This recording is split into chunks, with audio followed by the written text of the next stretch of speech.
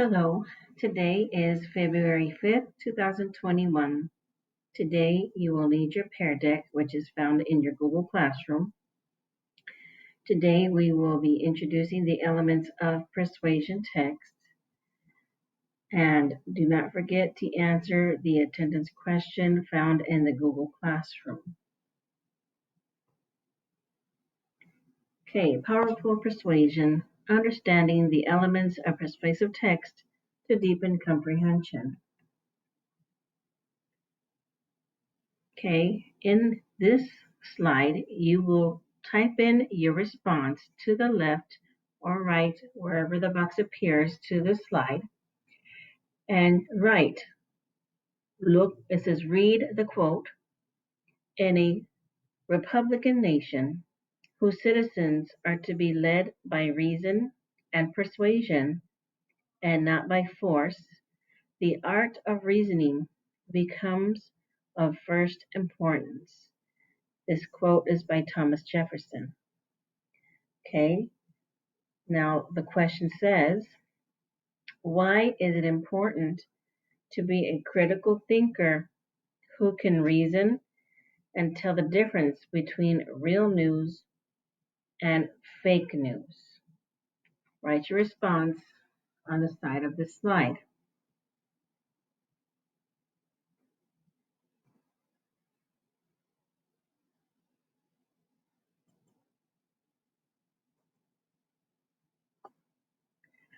What are persuasive texts?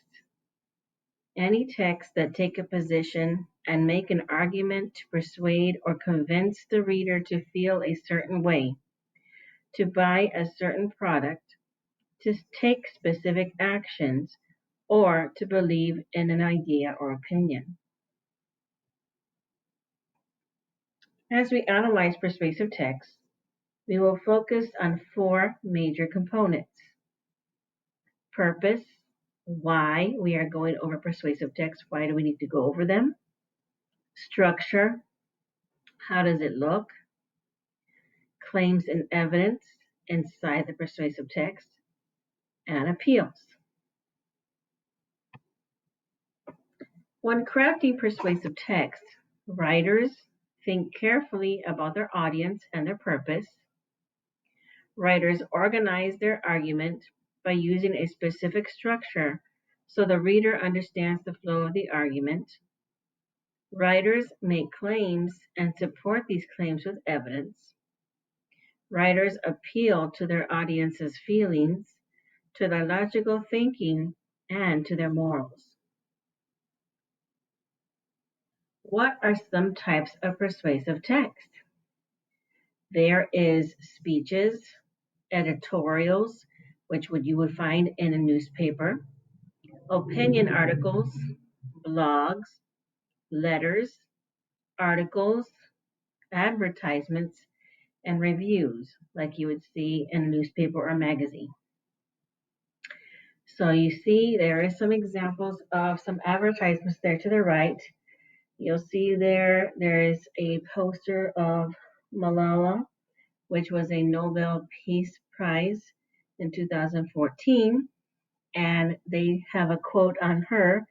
It says, "Dear fellow children, we must work, not wait. Not just the politicians and the world leaders. We all need to contribute. Me, you, we. It is our duty." And then we see another advertisement. It says, "The thing you want when you order salad." And of course, it's got the McDonald's Big Mac in the background where there has a lot of lettuce. And then there's another advertisement where it shows you a poster of the Emoji Movie. And then there's a rating next to it about what critics think of the film. So looking at all those different advertisements, can you think of examples of effective persuasive text? What are they trying to persuade you? Or advertisements like the ones you see here on the slide that you have encountered or have seen? And what makes them effective? So in other words, have you seen any kind of examples in advertisements or some kind of story where you might have seen in a speech, in a letter, in a review in the newspaper, or in a blog on their internet, or maybe an advertisement like you see here on the screen? How effective are those advertisements? What makes them effective? What makes you want to think? What makes you want to order something? What makes you want to see that movie that makes them effective? Type in your response on this slide. Okay, so the first circle we talked about is purpose. Why are we doing this? So persuasive texts have a very specific purpose, and they are intended for a specific audience. Okay, so these are the different kinds of purposes of persuasive text. One might be to persuade or convince, like the Papa John's advertisement there, where it says better ingredients, better pizza, trying to convince you or persuade you that their pizza is better, their ingredients are better than other places that sell pizza. There's another one called call to action. And on the poster it says walk for change, fight for justice. And then it tells you when and where and why it's going there. And it says to ensure human rights for all. So they're trying to get people to gather and fight for justice and call to action, make sure everybody joins in. Another one is inspire. So you have a poster where it's in big letters, it says you can do anything. 3 simple steps to success for graduates.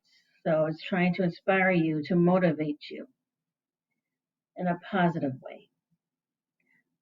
Prove with evidence is another purpose.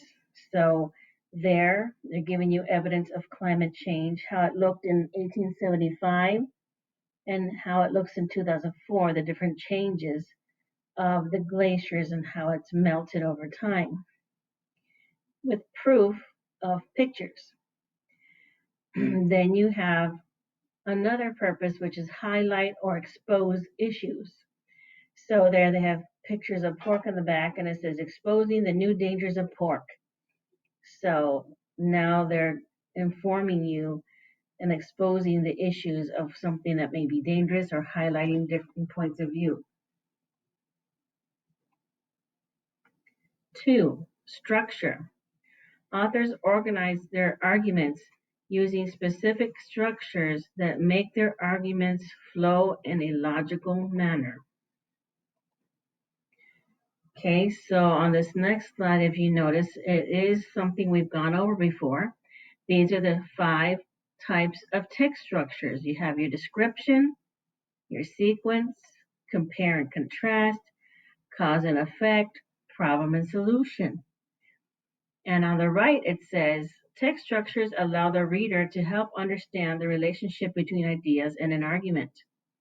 A good reader will learn to recognize signal words that indicate a specific text structure. And we've gone over those before with signal words. And text structures allow readers to make predictions about ideas in the text. So again, when you see or are you reading description text, the signal word you'll see is for example, to illustrate, in fact, includes, and they'll usually use some kind of graphic organizer where there's a main idea or the main subject in the middle and all the examples are on the outside. And the purpose of that is to define or describe a topic by providing examples, details, features, and or characteristics. Sequence, again, that's kind of like the flow, like you see there, first, next, then, last, finally, later, all that telling you in order. So what's the purpose of sequence? It is used to present information in order, whether it's chronological, like in dates, numerical order, or order of importance. Compare and contrast. You have the words like in contrast, different, different from, alike, similar. And like we said before, that's the one you use your Venn diagram when you're comparing. And again, this is used to compare and or contrast subjects or ideas in order to highlight specific qualities. Cause and effect is you have the words because, as a result, since, consequently, if, then, and so on.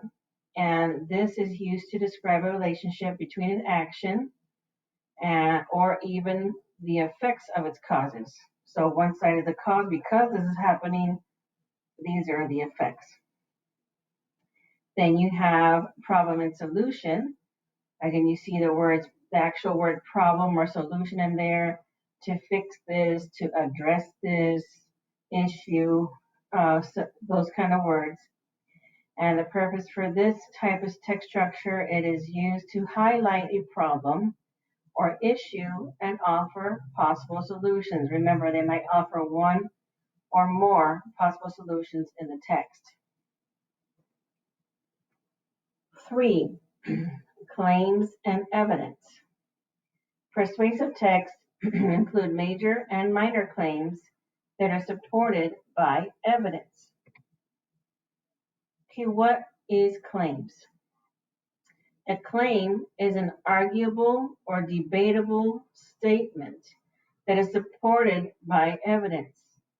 In a persuasive text, the major claim is the main argument that the text focuses on. This argument should be specific and should be supported by a variety of sources of evidence. The text often includes several minor claims also supported with evidence. So what does this mean? This claims means it's the actual main idea of what the writer is trying to get across. To what is it that they're arguing? What is it that they are debating? What is it that they're claiming is the main thing that they're arguing about or they're trying to defend? And then everything else that is details or support or evidence to back up their claim of whatever it is they're arguing about. So there you have an example. This is too many kids are eating too much pizza and getting fat, experts say. So that is their stand, that is their claim.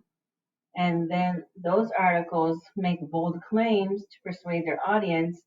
And then they go and they give more details as to how that is true. Have another poster with Martin Luther King Jr. And the quote says, "The time is always right to do what is right." So again, this is a speech, and speeches make claims also that inspire audiences to act a certain way or believe an idea. Evidence. Okay, so this evidence are the things that back up the claim. So claims in persuasive text are supported by evidence such as facts, statistics, examples, first-person accounts, which means kind of like witnesses or experts, people in their field, expert testimony, and numerical data like graphs and charts. Authors use specific evidence to appeal to certain audiences. So on that slide, they have some examples of how they use backup evidence for their claims. So Burger King, the advertisement says new status fries. So what are they trying to say? That these fries are supposed to be better for you, they're good for you, and how do you know? Because then it starts giving you figures or statistics. It says 40% less fat, 30% less calories. And so because they give us figures and numbers, it makes it sound like it's more specific evidence to their claim that their fries are better and healthier. On the right-hand side is your Home Depot, and it says switch to the smarter choice. So now they're saying switch to a certain light bulb that's supposed to be a smarter choice for you. And then in a little box it says facts. So this is their facts that are backing up their claim that this light bulb is supposed to be the smarter choice to buy. It says fact 76, using a compact fluorescent bulb will lower a household electricity bill by $10 to $25 over its lifetime. So again, it's using facts, it's using uh, money that appeals to people. People want to saving money, so they know that that's going to appeal to the certain audience about smarter choices and saving money over time. 4. Appeals. Persuasive texts use appeals to support claims and respond to opposing arguments. Appeals are developed to motivate and persuade a specific audience. Okay, so there's different appeals. This one's called appeals to emotions. This is the one you'll see a lot in the commercials and sometimes in TV. Appeals to emotions are also referred to appeals to pathos. These appeals are developed to the audience to make the audience feel a certain way: angry, happy, sad, outraged, guilty, scared, etc. They are crafted through a deliberate and specific choice of words and creation of images. So in that image, it has a poster from UNICEF of a boy from a poor country. And so it says, he's starving, we're not, it's time to share. So they're trying to appeal to your emotions here, right? And you see the little boy, it looks like he's trying to cry. So this advertisement uses simple language. He's starving, we're not. They're trying to keep it short and simple, but to the point. And it implies a simple argument that we need to help those that are in need. The picture of the child tugs at the reader's emotions, while the words appeal to the reader's logic. Okay, now there's another appeals. This is appeals to logic and reasoning. Appeals to logic and reasoning are often referred to as appeals to logos. Appeals to logic and reasoning are aimed at convincing the audience through logical evidence, such as statistics, facts, historical accounts, expert testimony, first-person accounts, and examples. Okay, so again, it's similar to the other one. This one also uses facts, like you see there in that advertisement. They have a picture of a guy talking in the background. He looks like he's a dentist. He's a professional in his field, right? And then they use the facts there, or some statistics where it says reduces up to 98%. Reduces plaque up to 98%. So this advertisement uses an impressive statistic of 98%. That's almost 100, right? To prove that the audience that the toothpaste works.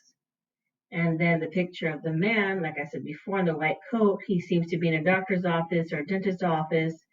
And that adds credibility to the advertisement because it looks like he's the expert, even though it might be somebody who's an actor, but we don't know he's an actor.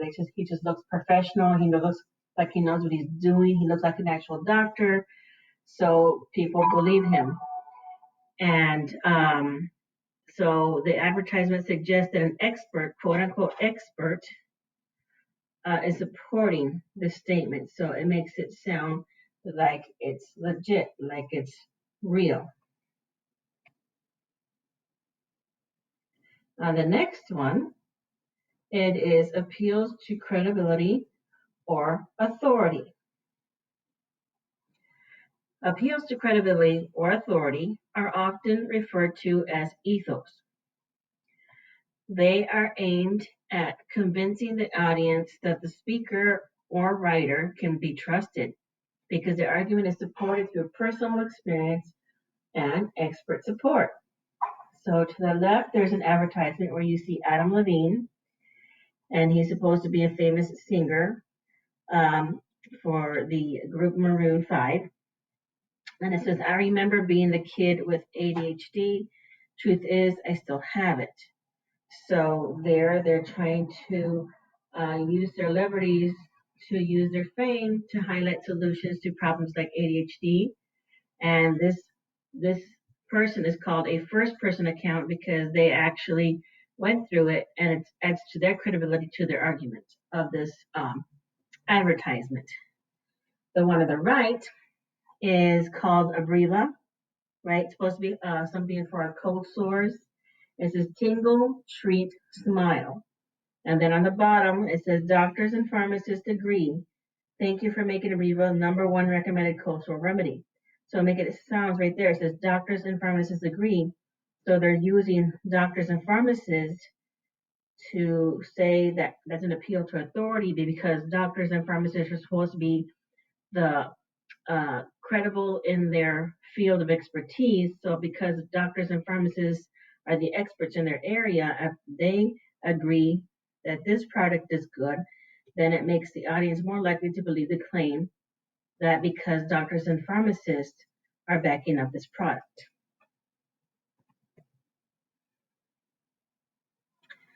Fallacies. Arguments are weakened by fallacies. If you think about it, it almost sounds like the word false. Okay? So fallacies are not based on logical reasoning and are often irrational or unreasonably emotional. So in other words, people make claims, but there's no logic or evidence to back it up. Okay? So while fallacies are often used by authors, critical readers can see through these faulty appeals, and the argument is thus made weak or ineffective, which is very important why you need to know these things so that you can understand when someone is making a fallacy in their argument. Is their speech or what they're saying true? Is there any evidence supported behind the facts that they are saying before you make a judgment? So in the first advertisement, it shows a girl, and it's got the 3 boxes there. It says a girl, weak, and emotional. So this is what they call using stereotypes. Using stereotypes to support an argument is a fallacy. This advertisement seeks to dispel the like a girl stereotype. So what does that mean? Like, because you're a girl, you're weak. Because you're a girl, you're emotional. Because you're emotional, it makes you weak. Those are stereotypes. Okay. Ad hominem is another type of fallacy, and it's got like a little cartoon there with a shrimp and a lobster, I believe. And it says, can we let a shrimp like this run a great country? And this is what's called a personal attack fallacy because they're going after the person, again, not backed up by facts. So using an ad hominem argument to counter an argument is a fallacy. An ad hominem argument does not address the issue, but rather attacks the person making the argument. So again, you'll see a lot of those, especially in politics. Fallacies, another type of fallacy is bandwagon. Like you see there in the advertisement for McDonald's, right under McDonald's sign, it says over 99 billion served. So that fallacy suggests that because many people do or buy something, it must be good and you should do or buy that thing as well. So they put a number up there and make it sound like all these millions of people or billions of people love McDonald's. So because everybody else is coming here, you should too. That's called bandwagon. Another one is logical fallacy. Okay, and in that cartoon it says penguins are black and white. Some old TV shows are black and white. Therefore, some penguins are old TV shows. Okay, so logic, another thing that penguins aren't very good at. So in other words, this sounds like it's logical, but it's not. Okay, that's why it's called logical fallacy. The logical fallacy is an argument that presents a false relationship between ideas. While parts of the argument may be correct, the overall conclusion is illogical or wrong. So again, if you look at that cartoon, read what it says again. Penguins are black and white. That's true. Some old TV shows are black and white. That's true. But then look at the last part. Therefore, some penguins are old TV shows. One have nothing to do with the other. The overall conclusion is very illogical and no relationship to it. That's why it's called illogical, where it sounds like it could be, but at the end of it, there's no actual connection. It's illogical. It makes no sense. Persuasion is a powerful tool, and critical readers must use their knowledge and skills to determine whether arguments are credible or are based on false logic and assumptions. Okay, so let's look at this slide. We're going to look at audience awareness. Advertisers know how to target their audiences, and they know how to use appropriate persuasive technique. Okay, so let's do some practice here. Look at this advertisement. Look at what's trying to be sold there. What do you think? Who is the audience? Men, women, or children? Drag your icon to whatever answer you think it is. Next slide. Who is the audience for this advertisement? It says, try our Kickstart and see if you can, in 2 weeks, drop a jean size. And it says, Special K Kellogg's. Who are they trying to appeal? Men, women, or children? Next advertisement, it shows a poster of a girl. It says, are you a girl with a star-spangled heart? Join the WAC now. And it tells you what WAC stands for. It's Women's Army Corps, United States Army. Thousands of Army jobs need filling. Who do you think it's targeting? Who is the audience here? Women, men, or everyone? Also, what do you think the purpose of this poster is? And what persuasive technique is being used? Make sure to use your paintbrush or type in your answer on the side of the slide. Next advertisement shows it is a business called Distinctive Dentistry, Cosmetic and General Dentistry. It says there is a story behind every smile, and everyone wants to have a smile they feel good about, no matter their age, gender, profession, or circumstance. Understanding that simple fact has allowed us to provide not only exceptional results, but a pleasing experience as well. So whatever the story may be, we'd like to be a part of yours. And then there's a picture of the Richardson family, which is part of the distinctive dentistry business. So who do you think is the audience of this advertisement? Women, children, or families? Next one shows an advertisement of the iPhone 5. Slogan says, loving it is easy. That's why so many people do. Again, what is the audience? Women, teens, or everyone? And what is the purpose? Again, use your paintbrush to do your answers or type it in. And what's the persuasive technique? Okay, relevant facts. Advertisers spend about $200 billion a year on TV advertising. The average cost for Super Bowl ads is $2.6 million for a 30-second spot. The average American watches about 24,000 TV commercials a year. Okay, and you will have a homework assignment. Directions for your homework assignment. You will choose 3 Super Bowl commercials to analyze and answer the questions on the chart using complete sentences. The assignment is due Tuesday, February 9th, 2021 by 11:59 p.m. Because there is no school on Monday, it is due on Tuesday. And then be ready to share in class the next day, Wednesday, February 10th.